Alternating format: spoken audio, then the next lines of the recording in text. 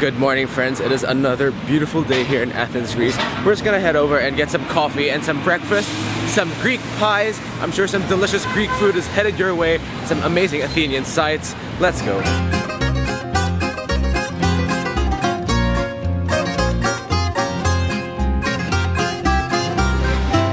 Got my flat white, my sister got her double latte. Oh, that's good. That is good coffee, very nice. How about your latte? How is it? It's pretty good. I've noticed though that their flat whites and lattes are a bit different here because their lattes are super milky. Like look at that ratio. I mean, mine was a double. Look at that. Yeah. Look at the size difference. Very nice. So coffee. if you're from New Zealand and you want a flat white or a latte, but you like your coffee taste stronger, then get the flat white. Flat white. I really love it. It's a bit fruity. It's a bit nutty and a bit strong. Very nice. Great way to start the day. Next stop, I hear there's a place called Mam that sells the best cheese pies in the city. We're just gonna pick up a few pies there for breakfast. Let's go.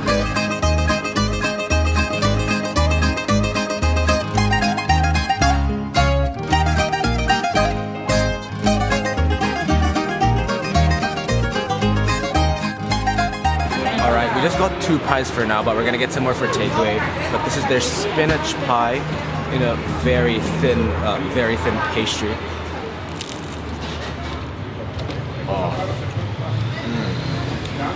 That's so nice. The pastry's just so thin and delicate and crispy. I just love it. It doesn't get in the way of the spinach filling at all.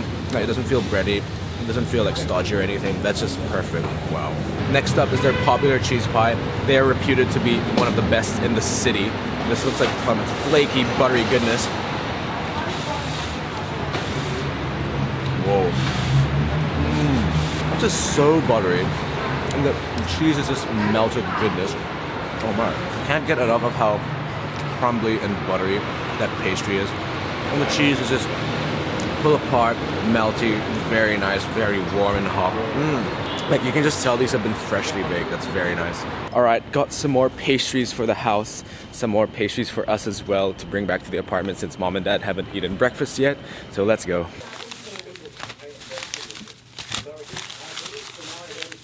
Alright, we just got a few to take home. I'm just gonna guide through it. This is a spinach pie. This is all beef, a beef pie. This is a spinach and feta pocket-ish looking thing. Very nice.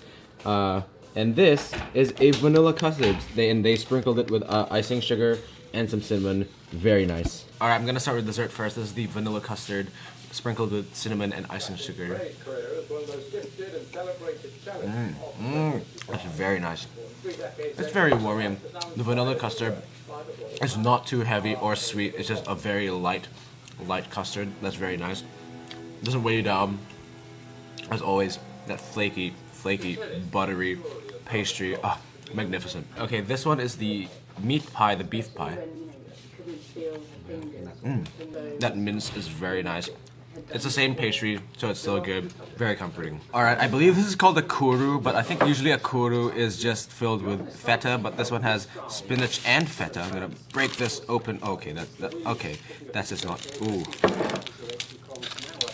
Ooh, very nice. That just was so flaky, delicate, and buttery. Oh my.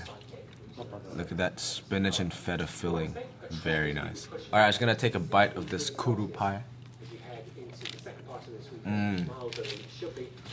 That crust is so nice. It's just so flaky and like layered and buttery and just falls apart immediately. I'm just a fan. I'm a fan of that pastry. Alright, if I were to choose a favorite, it would probably be a tie between the spinach pie and the vanilla custard pie. But honestly, everything is just really nice. You really won't go wrong. Whatever pie you choose, you're gonna leave satisfied because the pastry quality is excellent. Okay, that's breakfast done and dusted. Now we're just gonna explore some ancient ruins, starting with Hadrian's library, then the Roman Agora.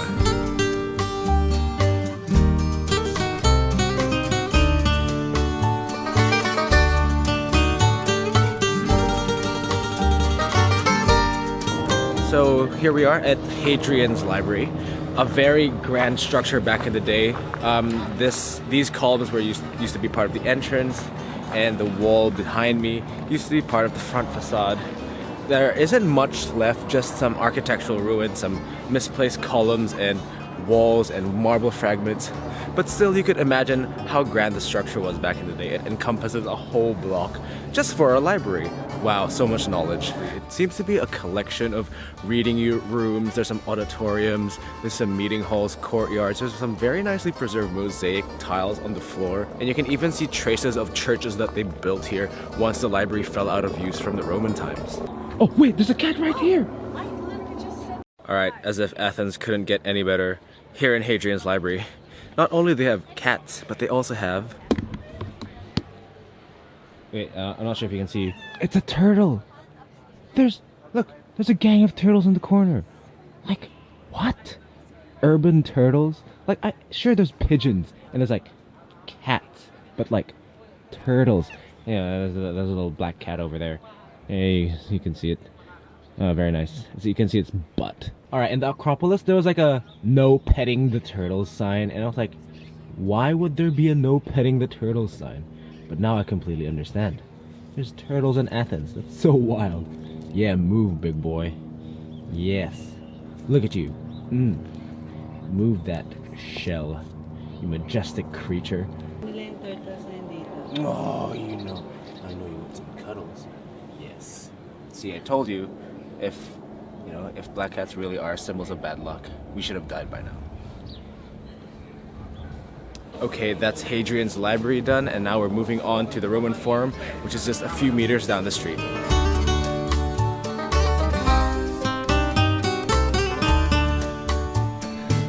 Okay, we have entered the Roman Agora. This used to house ancient Athens' commerce activities back in the day. It used to be in the ancient Agora, which is just down the street over there, which is very nearby. But once the open space got taken over, commercial activity was moved here. This was constructed between 19 and 11 BC. It has 2 entrances. You are immediately greeted by a very big entrance. It's got 4 imposing columns, very beautiful, and it's also got a large courtyard. I guess this is where the commercial activity took place. Very sprawling, very ancient ruins. Also, at the end of the Roman Forum, you will find the Tower of the Winds here. I believe it used to serve as both an observatory and a weather station. Very interesting. So Yambi, what's your personal favorite architectural order of ancient Greece? Would it be Ionic, Doric, or Corinthian? Personally, I prefer Corinthian. I just love the complicated and just ornate designs. Okay, you clearly... how about you? What's your personal favorite? Cat. Alright. Atreus! Atreus, to me! Whatever. Boy. Alright, I'm just gonna keep it short because it is our 3rd ancient ruin in a row. So we're just gonna visit the ancient site of Kerameikos. It was a bit of a walk away from the Roman Agora, not too long, so let's go inside.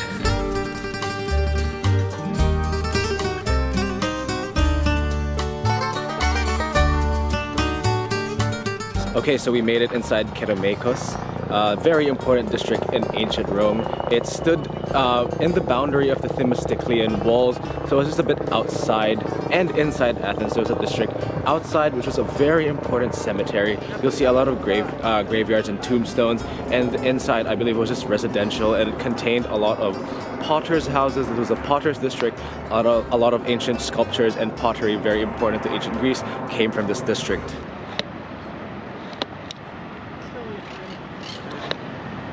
I mentioned Kerameikos is one of the most important cemeteries in ancient Athens, but look how interestingly shaped these tombstones are. They look like, the corks that you find in wine bottles. Whoa, look at that. The Kerameikos archaeological site also houses a very nice and interesting museum. It's got very important artifacts, pottery, and some of the most important sculptures discovered from ancient Athens. Okay, so it is lunchtime. We're just gonna head over to Kerameikos station, the metro station, because we're gonna take the metro to lunch. It's a bit further away, so let's go.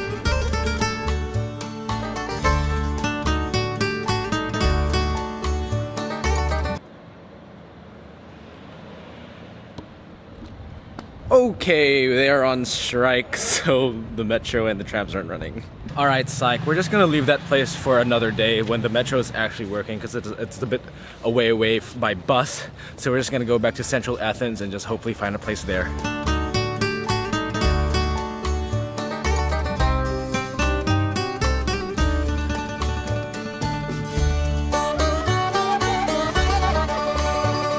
Okay, welcome. Completely spontaneous decision. We were just walking along the city neighborhood and we came across this place. It's called En Iordani, and the sign said it's the oldest traditional Greek taverna in the city neighborhood.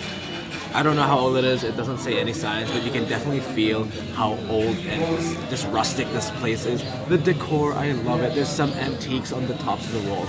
There's wine barrels. There's like nice wooden decor, very old newspaper articles. It really sets the feel, the vibe of this place. I'm loving it. So as with a lot of traditional Greek tavernas, this one does have a menu, and they even kindly have a nice English picture menu. But I believe a lot of their items may or may not be available depending on the day. So you just have to check up the front on the counter where all the cooked foods are already there. Okay, got a bit of a spread for lunch. Let's dig in. Also got some Greek salad for just some very nice, refreshing veggie action.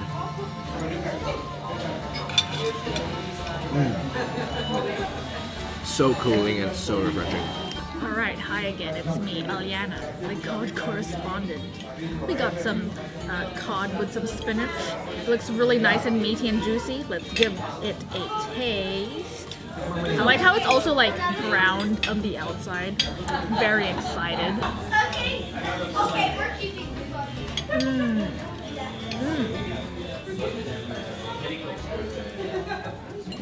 Never fails. Slightly salty, meaty, moist fish. The spinach goes perfectly with it.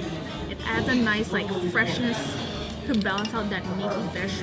The sauce itself is like umami and salty, but kind of light at the same time. Wow. Cod baby. Gonna eat the fried sole. It looks like it's lightly fried. Got some peppers on there. It's paired with some rice. Ooh, that feels so soft and delicate. Okay, gonna have some of the rice. Ooh. There we go. And the rice looks like it's been bathing in like a creamy oil of sorts.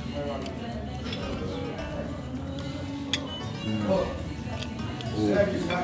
Wow. That fish just disintegrates in your mouth. It's just so delicate and flaky. It has such a nice flavor. It's very nicely seasoned. And paired with the rice, it just soaks up all that juices and oils that just flavor explodes in your mouth. Here we have some stewed green beans. These are so soft. They must just be cooked down for ages. It's like it's bathing in a oil of sorts. It's got chopped up onions as well. Ooh, very interesting dish. Wow. That's really good too. You can just tell it's just been cooked down for so long that it just offers little to no resistance. It's just like the knife through butter. You can feel the actual little beans inside the outside casing. The outside casing is just so vegetal and just fall apart tender. Very nice. Okay, let me just pull apart this beef. Ooh, very segmented, columny and flaky. With some of that mashed potato. It's so yellow. Wow. And then some of that gravy. In the words of Alex Delaney, one perfect bite. You know, it's not bad. It's like a basic stewed beef with the gravy and mashed potato. Very comforting and hearty. The beef is a little bit dry, but there are some fatty pieces scattered around. But you know, it's still a decent dish. Okay, the last dish is the stewed pork. Ooh, okay, that offered no resistance. That looks very flaky and fatty. Let me just pair it off with some rice. It looks like a thin tomatoey onion stew. Let me put some onions there as well.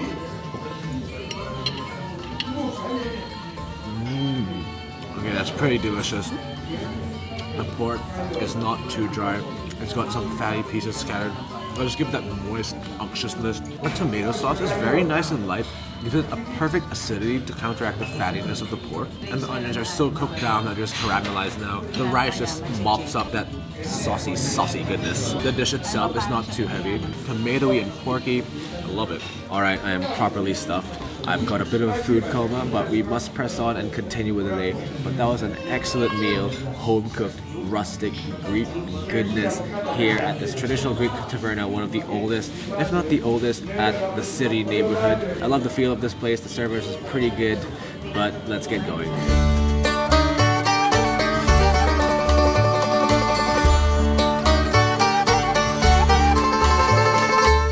Yep, that's right. Another day, another ruin. It's our 4th ancient ruin today because we bought that combo pass that gives you access to like 7 archaeological sites around Athens. So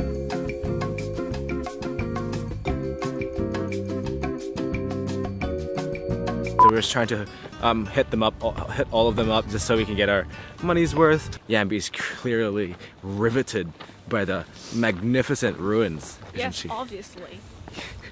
Quite fascinating. You can really feel the history. Something you can't get much in young old New Zealand, but that's okay. Makes you appreciate these ancient ruins even more, baby. That was pure sarcasm. No, it wasn't. That was my genuine tone. This is a sprawling complex of ruins, of stoas, of temples, churches. It's most famous for 2 sites, the Stoa of Atleos, I think that's the name, but that was restored in the 1950s, so I'm not sure if that's the original building, but I'm sure there'll be original parts. And we just came from it, but it's like up this hill here. It's the awesome Temple of Hephaestus, one of the most well-preserved Greek Doric temples. It is truly magnificent. There's just so much here to see. This is incredibly fascinating. Also, a lot of cats and some turtles. How much better could it get? It's a pretty big site compared to the Roman Agora and Hadrian's library, so you're probably gonna need to allot a bit more time for it. So in classical Greek antiquity, this ancient agora was the center of commerce and business activity in ancient Athens. It housed the markets, the centers of commerce and business, but that was before Athens was besieged and captured by the Romans under the general Sulla, when they practically moved all the commercial activity to the Roman Agora next door. Just like a lot of the ancient Greek ruins in Athens, you'll see a lot of evidence of intermingling, building over different generations. You've got Mycenaeans, Athenians, Romans, and even medieval settlements. There's a church up that hill, which is very cool to see, just all these different time periods building over each other, building over each other's ruins. Alright friends, me and Yambi have decided to skip dinner kinda, cause when we had that coffee, it kinda just did stuff to our stomachs that couldn't be erased. I just felt really full for like 3 hours, right? We were just feeling really full. So I think now it's around 8:30. We're just gonna get some desserts. I don't feel as full now, I don't feel as bloated from that milk. So let's go. Alright friends, we're back at LUKUMADES because things really didn't go to plan.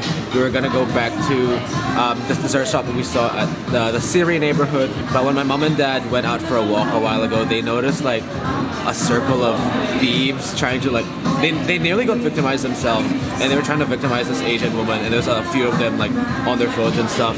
And I think they know that our dad knows, and we kind of know what some of them look like as well. So we're just like, you know what? Nah, we're not gonna walk there and like risk our lives, because like LUKUMADES is just literally 100 meters down the street. So just for our own safety, we're back here. So yeah, this is a reminder, guys. Just be on the lookout. But yeah, we may not have the dessert variety in this video since we went to LUKUMADES yesterday, but we're here to try out some more different flavors, so that kind of counts, I guess. So let's try out these donuts. I'm not sure how well my voice is gonna come through since there's music, but this is their dulce de leche, you know, your classic caramelly, milky goodness. Oh, that smells good already. It smells like a nice, freshly baked Krispy Kreme donut. That's just good. You know, that dulce de leche, perfect sweetness, not too sweet, not too like Moorish. So you know, just like the donuts, very light. It won't drag you down. It's a very nice light donut. It definitely won't make you hate yourself. This one is a new flavor of theirs. It is orange cream. Very interesting.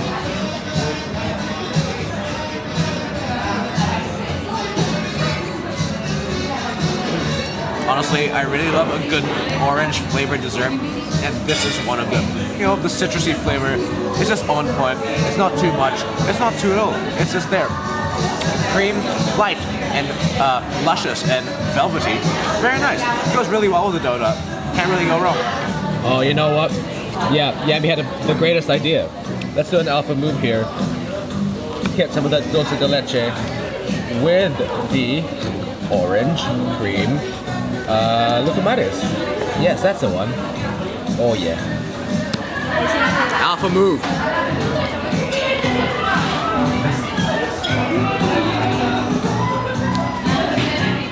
She's so right. She's so right. That is an alpha move right there. Orange cream and dulce de leche. You know, second night of eating these golden bad boys. And you know, they're still pretty good. I'd come here again, try some other their flavors. Okay, we made it back from LUKUMADES, but that was a pretty fun day. It was kind of cut short because of how full that coffee from what was it? Oh, from Dope Roastery. It was very good, but it just made me full afterwards, so our day was kind of cut short, so we didn't go for dinner. We went to some incredible ancient ruins, archaeological sites around Athens, and the food today was magnificent. The coffee that we started off the day with at Mokka was just beautiful. I am loving all the like I'm gonna say hipster, like the modern cafes here in Athens that serve like my favorite flat whites, as well as your traditional drinks. I'm getting like at least 2 coffees every day. I'm loving it. Anyway, guys, that'll do for today's video. I hope you guys enjoyed watching another one of our food and travel videos here in Athens, Greece, and see you guys on the next one.